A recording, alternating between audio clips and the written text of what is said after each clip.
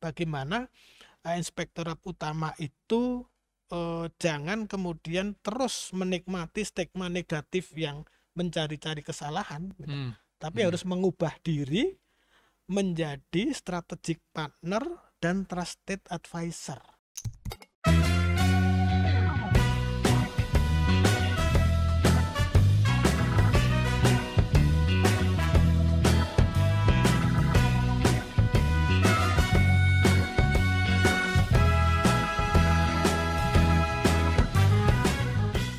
Nah, kadang-kadang kan pertanyaan, loh, Anda ini taatnya pada DPR atau Kementerian Keuangan? Karena kita comply, taatnya pada peraturan Kementerian Keuangan. Pasti gitu. pertanyaan itu pernah ditanyakan sama anggota ya. Iya, iya betul gitu kan. Nah, inilah uniknya. Maka kami di inspektorat itu kan intinya kan kami itu menjaga governance, Pak. Gitu kan, governance, dan pada ujung-ujungnya itu kan kita dihadapkan pada hal yang lebih yang besar lagi, yaitu opini. Bagaimana kita tetap opini WTP dari BPK. Nah, disinilah barangkali perlu kepiawaian ya di inspektorat itu untuk menjalin komunikasi dengan ya artinya dari teman-teman pelaksana dan teman-teman BPK. Tapi intinya bagaimana tetap governance ya. Kemudian juga ketika ada wilayah-wilayah yang memang menjadi abu-abu, Pak. Betul, Nah, ya. abu-abu. Nah, mungkin dalam kesempatan ini saya ingin menyampaikan di DPR itu kan masih menggunakan terminologinya itu perjalanan dinas itu lamsam, Pak. Lamsam, sementara kita semua itu kan menggunakan adkos. Nah, ini barangkali PR ketika undang-undang atau paket undang-undang keuangan negara, paket undang-undang 17 nomor 1 dan 15 ya Pak ya, di 2003 dan 2004 itu kan kemudian undang-undang perbendaharaan negara kan sudah tidak berlaku lagi, Pak. Itu ICW itu kan menjadi undang-undang di 2003. Nah, di sana rezimnya kan memang sudah adkos kan dalam perjalanan dinas gitu. Tapi DPR masih menggunakan itu dan itu masih bisa. Itu karena DPR punya Undang-Undang 12 tahun 80, Pak. Tentang hak keuangan dan administratif lembaga tinggi dan tertinggi negara. Nah, di undang-undang ini 12 ini salah satu pasalnya itu menyebut kemudian menjadi PP, Pak. Menjadi PP yang di sana mengatur tentang perjalanan dinas anggota. Nah, anggota DPR maksudnya. Sehingga di sini kenapa kok sekarang ini yang adkos itu hanya DPR? Karena yang punya PP ini hanya DPR, Pak. Tahun 9 yang lamsam. Yang lamsam itu hanya DPR. Itu menggunakan PP 61 tahun 90. Jadi kalau kita bicara hukum kan sebetulnya 2003 itu sudah harusnya digunakan. Betul. Tapi problemnya kan Undang-Undang 12 dan PP 61 sepanjang belum dicabut kan masih berlaku, Pak. Nah, ini yang saya kira menjadi pemikiran untuk bisa ini.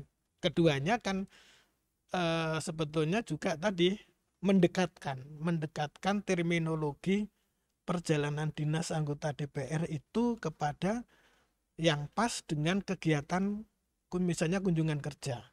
Kan kegiatannya kunjungan kerja, Pak. Betul. Tapi penggunaan anggarannya perjalanan dinas. Padahal beda karakter nih. Kalau pemerintah kan memang perjalanan dinas ke daerah atau ke wilayah lain punya partner. Tapi kalau anggota dewan kan istilahnya kunjungan kerja ketemunya dengan konstituen mereka, ya Pak ya. Nah, konstituen itu kan tidak mengenal tempat dan waktu, Pak. Gitu. Nah, ini kan karakter yang beda yang barangkali ke depan pemikiran ini bisa formulasikan ya menjadi satu kebijakan anggaran di lembaga legislatif gitu. Ya. Saya kira ini sangat menarik ini Pak, Pak Toto ya. Jadi saya bisa membayangkan bagaimana dilematisnya Pak Toto itu harus menegakkan governance dan compliance Mhm. aturan birokrasi, tapi yang menggunakan layanan itu belum tentu Iya, mau memahami iya, sebetulnya untuk hal-hal yang seperti itu. Dan saya kira topik lamsam dan ad cost itu masih juga belum selesai Pak ya. belum selesai.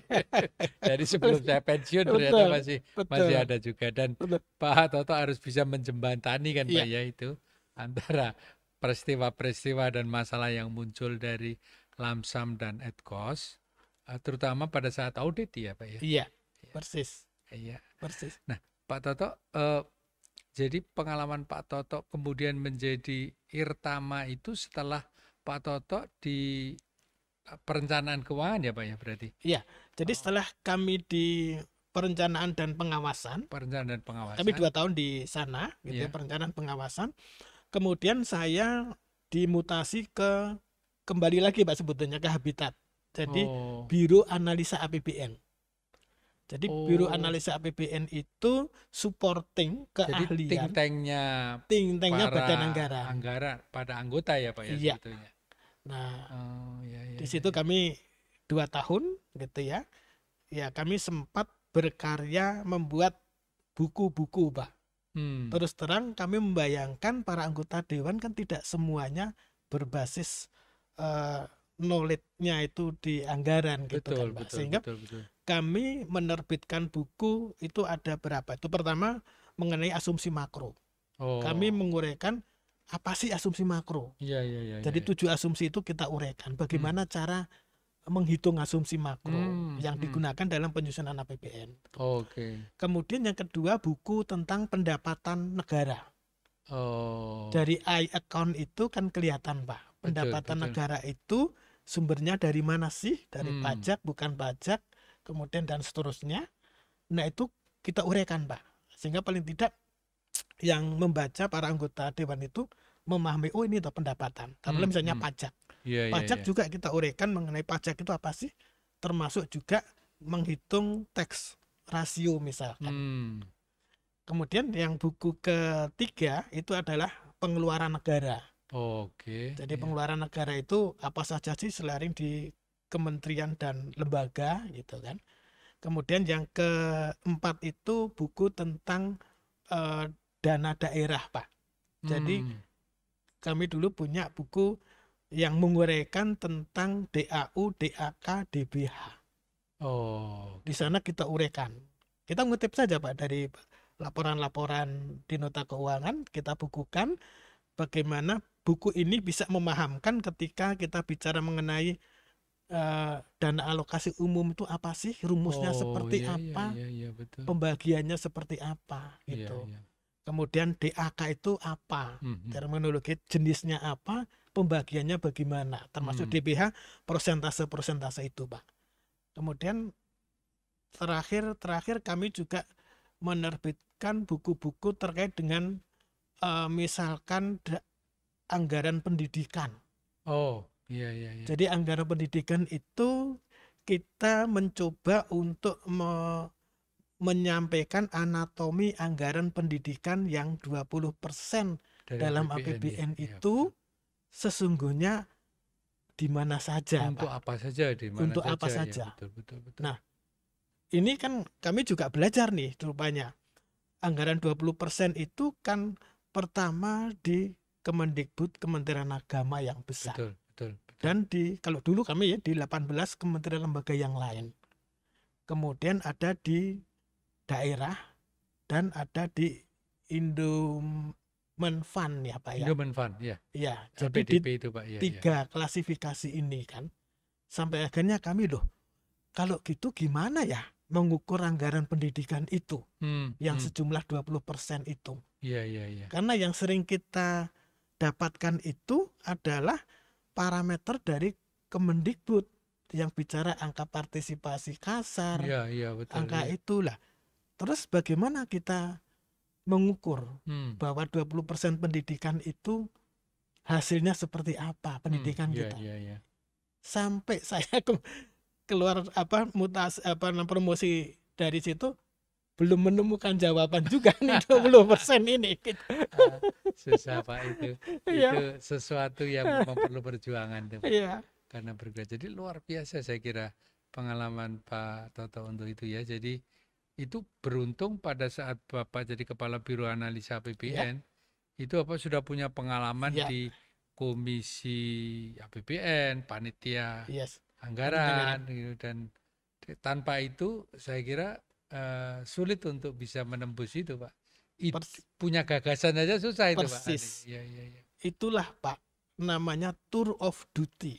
Iya, iya. Tour of duty di dalam sistem kepegawaian kita itu menjadi penting, Pak. Mhm.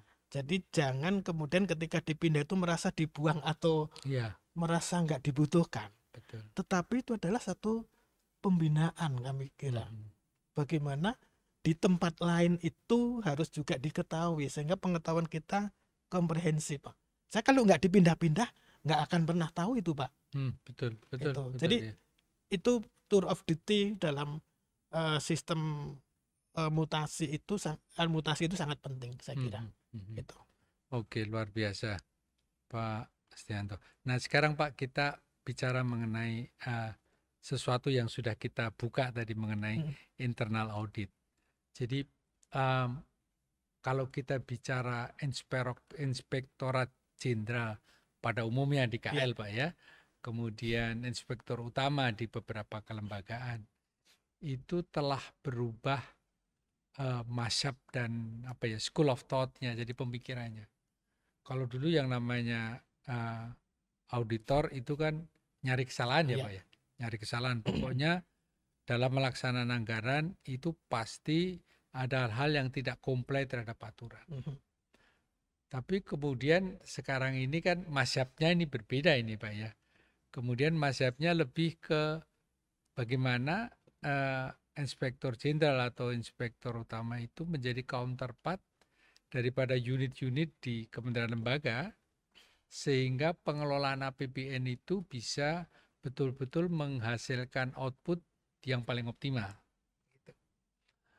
Nah, pengalaman Pak Toto untuk urusan ini bagaimana ini Pak? Karena saya menyadari menghadapi stakeholder yang ada di Irjen, Irtama, DPR itu tidak mudah saya kira.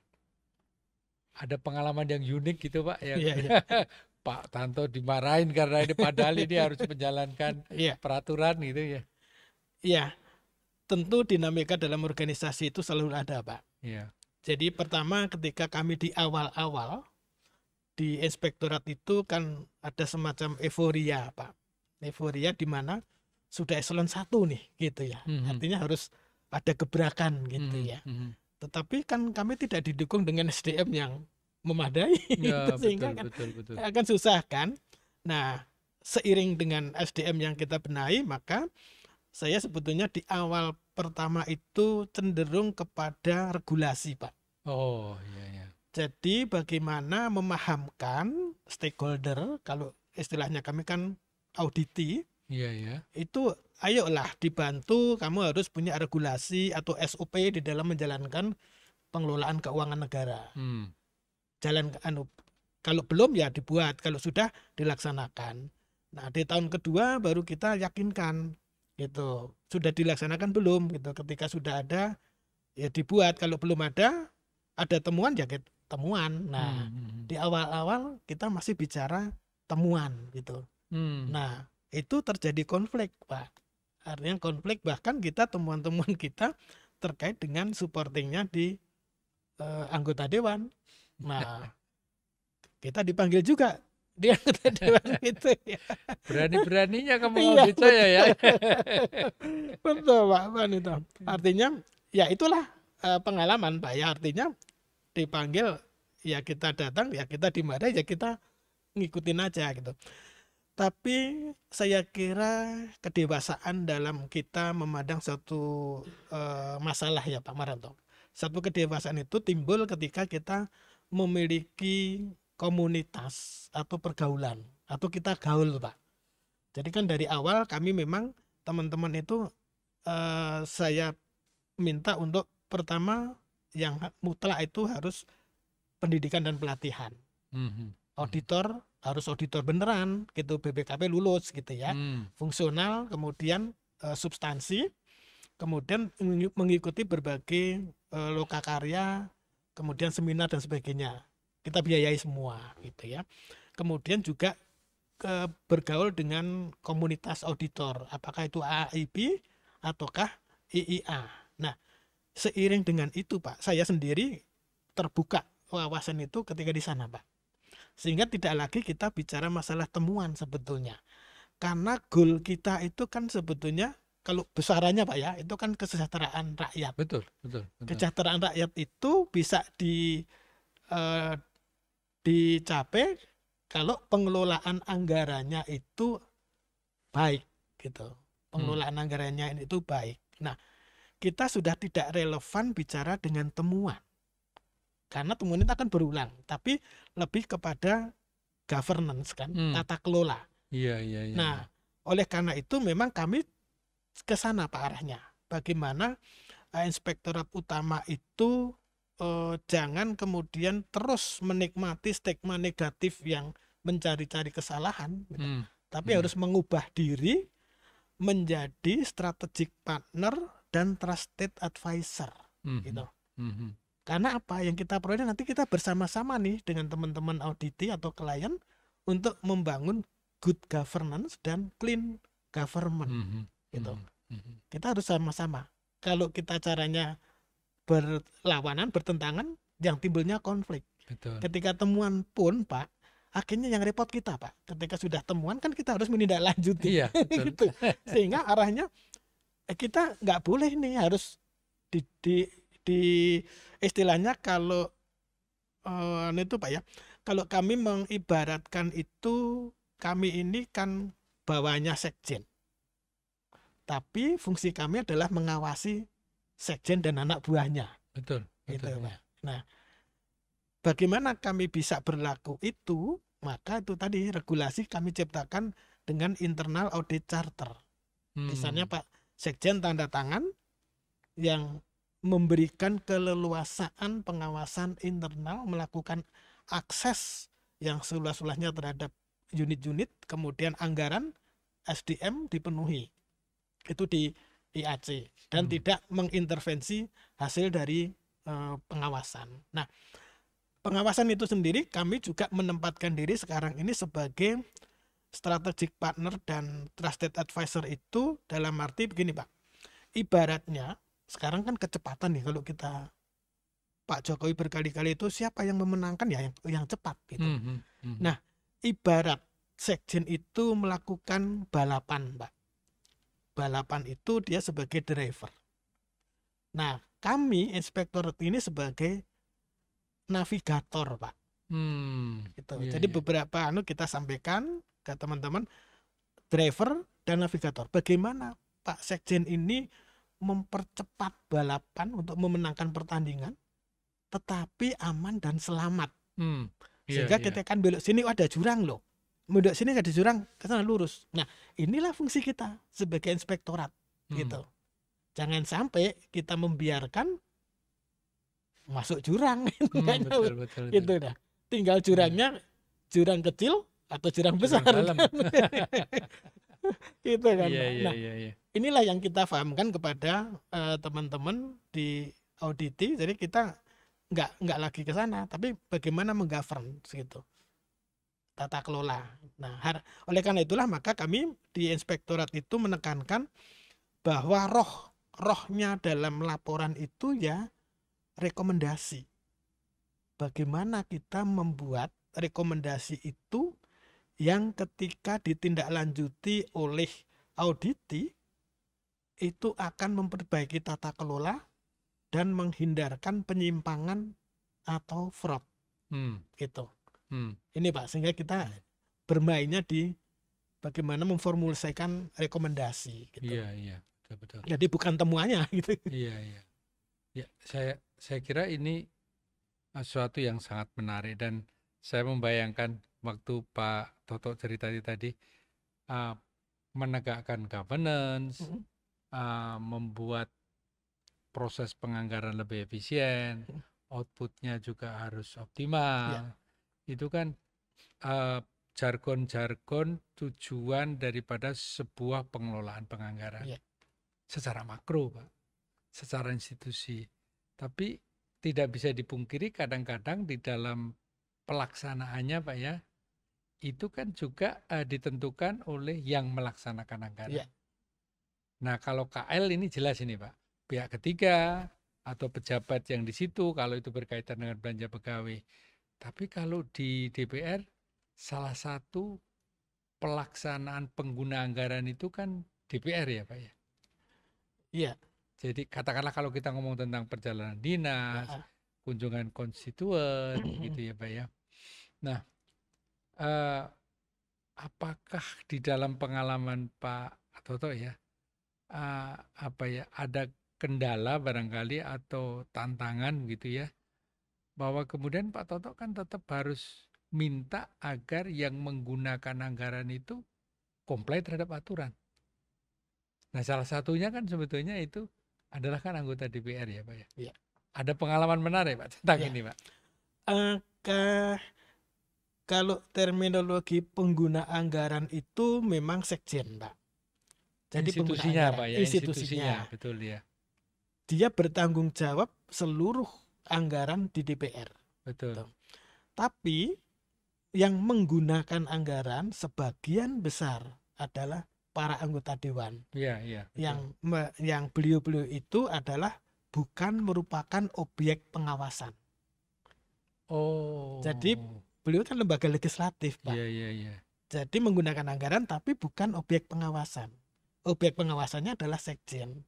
Nah, Iya, iya, iya, iya. ketika kami menemukan misalkan ada deviasi-deviasi dalam penggunaan anggaran di yang dikelola oleh Sekretaris Jenderal dan digunakan oleh para anggota dewan, maka kita lihat nih Pak, kalau misalkan taruhlah misalkan double anggaran di perjalanan dinas, Iya, iya. nah itu ya dikembalikan saja Pak itu Tapi itu objek auditnya adalah Sekretaris Jenderal, Pak. sekjen gitu sekjen meski Walaupun yang yang menggunakan ada. menggunakan anggota dewan, Iya, iya, iya, iya, iya. tetapi tetap beliau yang mengembalikan karena menggunakan gitu. Jadi sekjen yang harus bertanggung Iya. jawab sehingga beliau yang nagih Saya membayangkan kan, yang kalau nagih. misalnya terpaksa double anggaran atau ada kelebihan hari gitu ya, Iya, terus kemudian internal audit mengatakan, Pak Sekjen, ini ada kelebihan iya, hari loh gitu ya. iya, Terus ini harus diurus ini supaya sesuai dengan aturan. iya, Kemudian kan harus ada yang ditagih. iya. Nah itu yang nagih berarti sekretariat jenderal. Sekretariat Jenderal.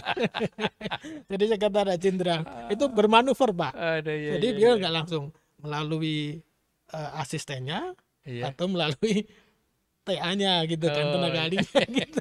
Jadi ya inilah unik juga, Pak. Unik juga. Artinya memang temuan-temuan termasuk temuan BPK, Pak. Temuan BPK juga ada. Tapi lagi-lagi bagaimana kita mengkomunikasikan, Pak. Jadi komunikasi itu memegang peranan yang sangat penting ya dalam kaitan pengawasan ini, Pak. Jadi saya kira tidak hanya ilmu-ilmu audit lah yang dikuasai, tetapi komunikasi itu terkait dengan misalkan mengkomunikasikan hasil, kemudian mempersuasi dari para auditi itu untuk mau melaksanakan rekomendasi, termasuk berkomunikasi ketika ada temuan yang harus dikembalikan. Nah itu saya kira perlu keahlian yang khusus juga ini dalam berkomunikasi gitu. Jadi sebetulnya kalau dibuat leveling, Pak ya, Sekjen DPR dan Irtama DPR itu masalahnya lebih kompleks dibandingkan dengan yang ada di kementerian dan lembaga lain kan, Pak ya. Jadi itu istilahnya kalau ada tunjangan kinerja itu risikonya lebih besar. Itu lebih tinggi.